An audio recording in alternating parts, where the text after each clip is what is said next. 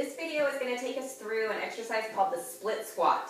It may look like we're doing a lunge, which essentially we are, but we're not moving forward or moving backwards or sideways, so this is often more technically referred to as a split squat. So instead of doing a regular squat, we're now going to be in a split stance with the legs. Okay, so we've got one foot in front, one foot back, and they don't need to be directly in front of each other. It's a lot harder for balance, so they can be in line with your hips, so you have a little bit of width between the legs. That'll often make sure there isn't any joint pain as well. So with this, we've got to work on some range of motion and balance.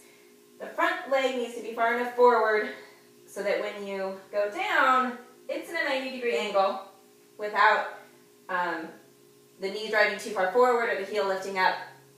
The back leg needs to be far enough back that when you go down, it is also in a 90-degree angle so that we're not too scrunched up here with pressure in the knee, and there's not really anywhere to move, but you're not so overstretched that you have like a straight leg on the back or so much stretch in your hip that it's really uncomfortable. So sometimes when you're initially building up the strength and the ability to do this and the balance, you may need to have a light assistance with your hand on a wall, for example, something stable, but try not to rely on it too much. Something like a TRX holding some straps can be handy as well. So again, we're stepping forward, stepping back, and noticing that I put my weight over that front leg a little bit for some balance and then step back. Okay, and you're going to know if you're in the right spot by when you bend those knees. Again, we're looking for that 90-degree angle in the front and the back, approximately. Okay, so again, for the split squat, similar to a regular squat, a really good posture, looking straight ahead, chest is up, abdominals are engaged, squeezing your glutes, getting a stretch here, now in the split squat. So again, we're going straight down and up. So most commonly, some of the challenges I see with this exercise are people leaning forward. So as people do this, switch my legs here. As people do this, they'll usually do this forward. This is what I commonly see.